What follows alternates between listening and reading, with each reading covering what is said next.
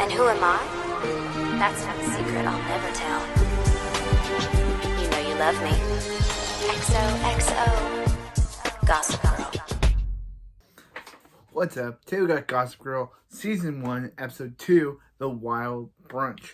This episode starts off at the Humphrey residence, where Dan and Jenny literally talk about the ending of the night before, and Jenny reminds Dan that after Serena got out of the car, he waved at her.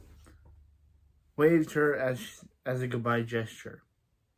Which is Dan's obviously upset, is obviously very awkward about. Because, yeah, you don't want to end your date with a wave goodbye. You don't want to end your first time meeting a girl and you just wave. And then at the Offshore Center, Serena fills in Eric on the wave too, and how she feels like Dan might not like her anymore. That could have meant that Dan's not into her. Back at the loft, Dan talks himself into going to see Serena and winging her shot at her.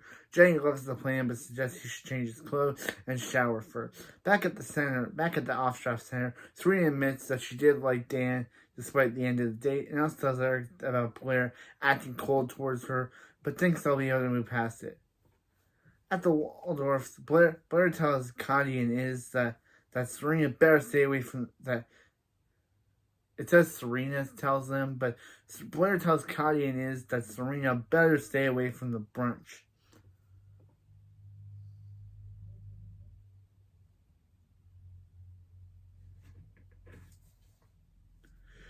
She finds a dress Eleanor left for her and wears it to brunch and decides to call Nate. At the palace, Nate is woken up by his phone and tells Blair that he's up and will be at the brunch.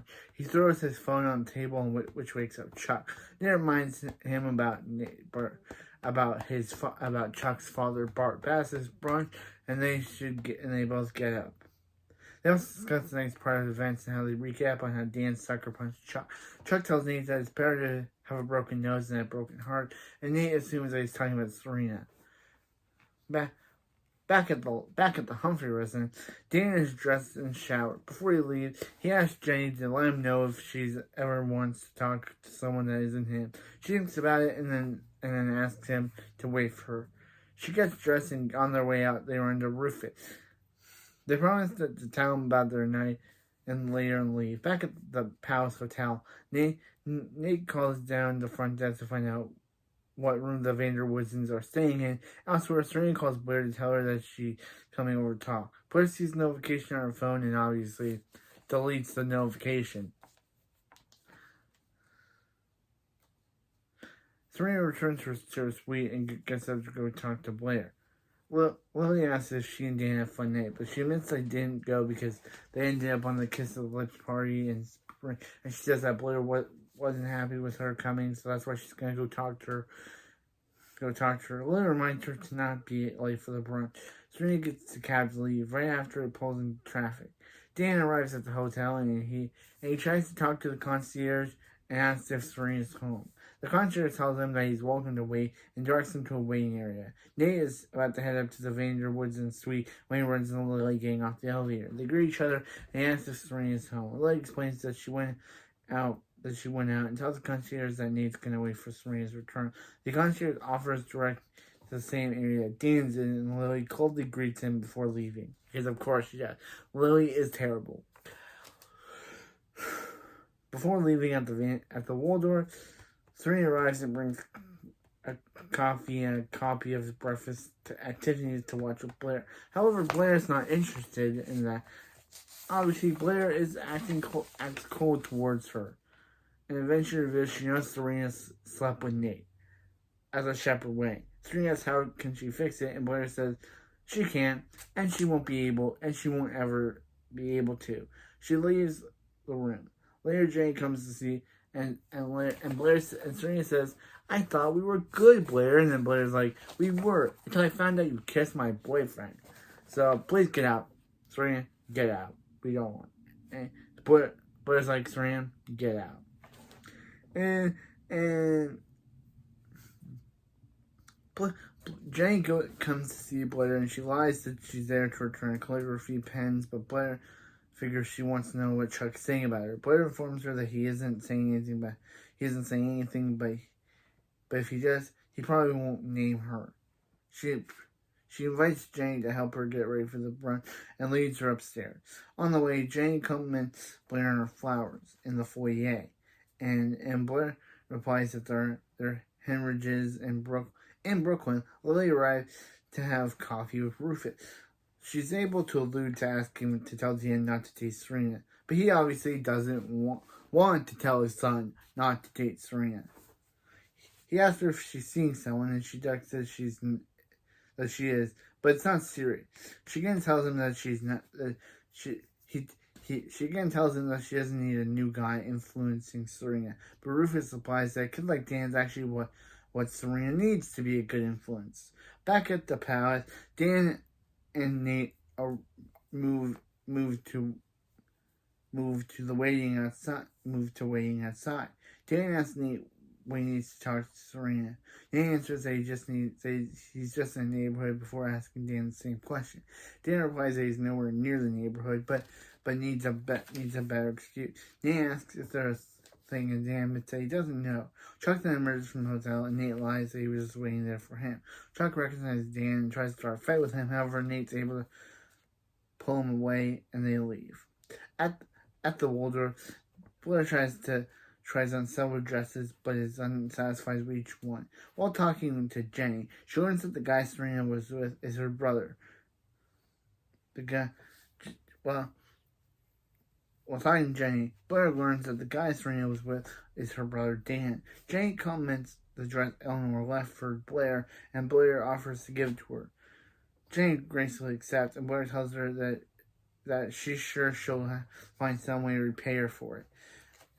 At the palace, Serena arrives home to find Dan waiting for her. He explains that the wave was a mistake and he didn't mean to end the night like that. She admits that she had a terrible morning and they agree to go get food and talk about it. However, Lily comes home and tells Serena that she has to go to the brunch. Obviously, in another way to tell her, stay away from Dan Humphrey. You don't want to date the Humphrey. She asks her to get her. She asked Will to take her upstairs and dress. Downstairs,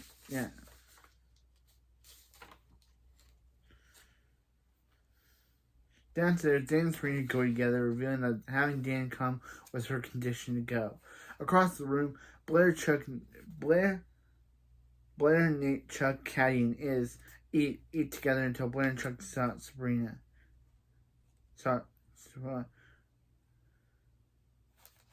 Sabrina and Dan. Neither of them are happy with them being there. At the loft, Jane enters to find Ruth playing guitar alone. He sees her dress, and Jane explains that Blair gave it to her, and her mother Eleanor resigned it. She asks if, I think in the books that Jenny is more. I think in the books Jenny is more a follower of Serena, but in the show they make her more towards Blair. It's kind of odd that in the novel, Jenny's more involved with Serena, but in the show, they make her involved with Dan. They make her involved with Blair. And even the book, I guess Jenny's a popular book character, I guess, because in the book, she gets her own book novel spin-off show. I know why they didn't do it in the show, why they never gave Jenny her own popular, because they probably thought, Taylor Momsen couldn't lead her own spin-off show, and two, Taylor Momsen had a rock career at the time, so that's why she left the show after season 4 to pursue her rock career. So I understand why they never gave Jenny her own. That's why they never made the It Girl a TV show, because they probably thought that Taylor Momsen was too busy with her rock career to handle her own spin-off show. But yeah, at least the It Girl is just a Jenny book series. But still, just saying, it's interesting that Jenny follows Serena in the book, in the novels, but she's more with Blair in the book series.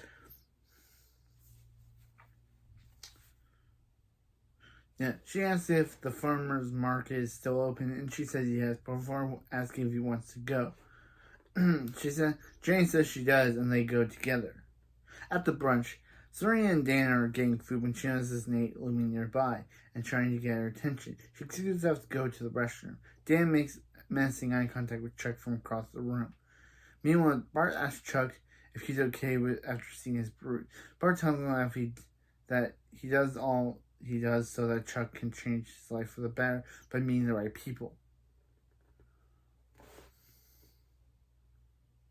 I know I mentioned a lot about future events in the last video, but no, I'm just going to strictly talk about the episodes this time. We'll get to future events, but yeah, I know that I put a lot of it on future storylines in the premiere video, but I'm just thinking of just talking about the main season. So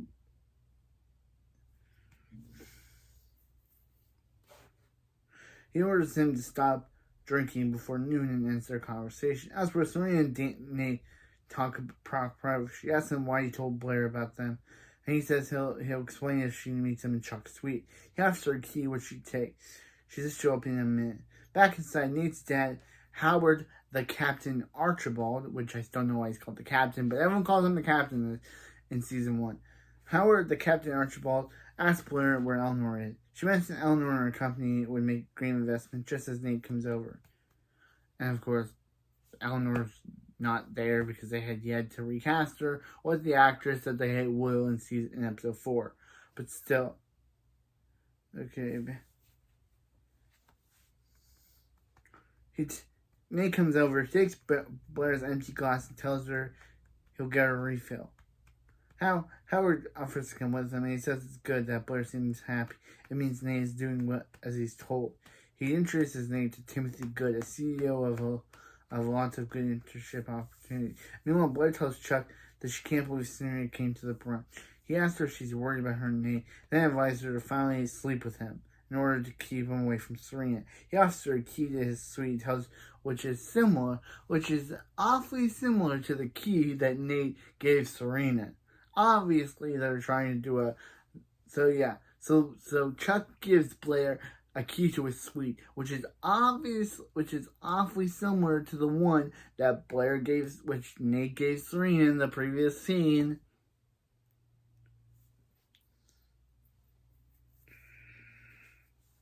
And tells her to go up there with Nate. She finds him, leads him upstairs to finally do it. However, he's surprised when she brings him. Serena finds him and leads him in, he's surprised when she brings him in Chuck's suite where Serena is waiting. He tries to explain to Blair that he was only going to talk to Serena, but she reminds him he wasn't supposed to speak to her again. Offended, Serena asked why wouldn't he? But he said he was coming to explain to her why he wasn't. Blair announces that she's going to tell Dan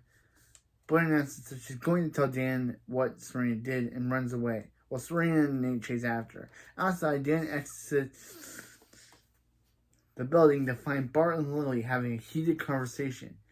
She tells him that it's only okay with taking their relationship public. Ooh, Bart and Lily are doing the dirty. Chuck's dad. But yeah, I know. Again, in the last episode they said Chuck's mom was alive, but she must not be if he's sleeping with Lily. Again, I know what really happens, but still, the fact that they just wrote her out of the show. They say she's alive one episode, but then Bart's dating Lily the next episode, so.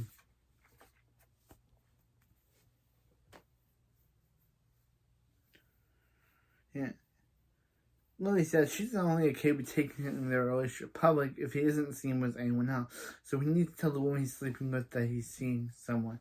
He replies that those conversations take time, and Lily spots Dan. She excuses herself and follows him inside. When she catches him, she tells him that she doesn't appreciate him listening on their conversation, especially about something Serena doesn't even know about. He promises not to say anything and goes back inside. Blair re-enters the dining hall and introduces herself to Dan as we get into the scene. And about to reveal as she's about to reveal what Serena did, Serena and Nate catch up. Blair says Serena's waiting in the frame, and that's why he was waiting for. Chuck comes over and says he thought Nate was with him. Dan says what's going on, and Chuck reveals he slept with Nate. Chuck reveals that Serena slept with Nate despite him being with Blair. Dan asks if that's true, and means that it is. Blair makes a remark about Dan's Cabbage Patch doll, and Blair realizes about Dan's Cabbage Patch doll, Cedric. Dan realizes Blair talked to Jenny, and Chuck says that he and Jenny have some unfinished business. Dan, of course, is like, "How dare you talk about my sister?" and punches Chuck straight in the face, causing him to knock over a waiter carrying several glasses. Dan goes to leave and Serena offers to go, but he says it'd be better if she didn't. Nate tells Blair sarcastically if he hopes she's happy, and Blair replies, "Yeah, she's not." Serena, usually when villains win, they usually say they are happy, but I guess Blair is not. Why? Because she lost Serena, lost Nate. Why? Why is she not happy? Because she used manipulative tactics? Who knows? Who knows why Blair's not happy in this moment? Serena follows Dan outside and tries to apologize. She says her world is crazy, and he simply says that she's a part of it. And that's why he really thought she was different. She explains that everything that happened in the past, and all she can do is try and change for the better. If he can't see it, he isn't who she thought she was. Dan says, doesn't say anything back and walks away. Not before glancing at her. At the loft, Jenny and Rufus come home. Dan says he found Serena, but then he lost her. He promises it's for the best because Serena's world isn't for him. Jenny asks what happened, and he asks if she told Blair about his Cabbage Patch doll, Cedric. She admits she did, and Dan tells her that she can't trust anyone from the Upper East Side. He compliments her flowers and says they're hydrangeas like Blair's. At the Waldorf, Nate tells Blair that she can either forgive him, so they can move on, or they break up. She reaches for his hand and they lay together in silence. At the loft, Dan sits on the fire escape while Jenny tries on the dress Blair gave her. Elsewhere, Serena goes through old photos of Blair, Nate, Chuck, Blair, Nate, and Chuck on her phone before throwing it into trash can, ending the episode. Wow. Just wow. This episode was really good. And even though I said that I'd only keep the season 1 strictly based and not say anything about future events, which I will. Last episode I went into a lot of future events, which and then talked about where each character is in season 5. But for now, I'm only going to talk about season 1 events. So yeah, that was a good episode. Blair and Serena are still at odds. Dan and Chuck got beef. Nate is caught between a Blair and a Serena place, and Jenny is also caught between Blair and Blair and the Brooklyn place, because she's having to choose between.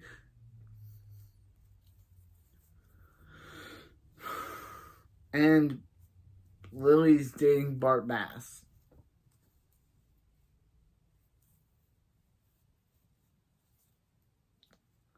So yeah, again, the whole thing in the last episode, Chuck mentioned that he stole his from his mom, but if his mom was alive, then why would Bart Bass be dating Lily Vanderwoodson?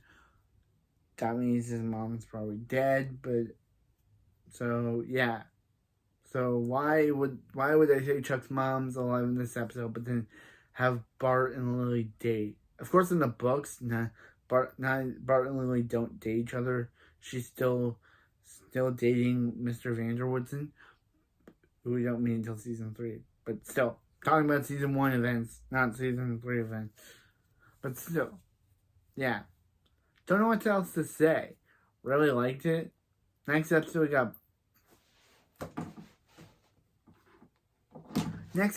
Poison Ivy. And unlike my Thundermans reviews where I talk about the synopsis. The show doesn't have any plot. It just has a storyline. So yeah, just don't know what to say about this one. Just don't know what to say about this one. And also, we got more of gossip. We got more of Gossip Girl-ness. So, yeah, that's all I'll say. And I'll see you next time. And you know you love me. XOXO, Gossip Girl.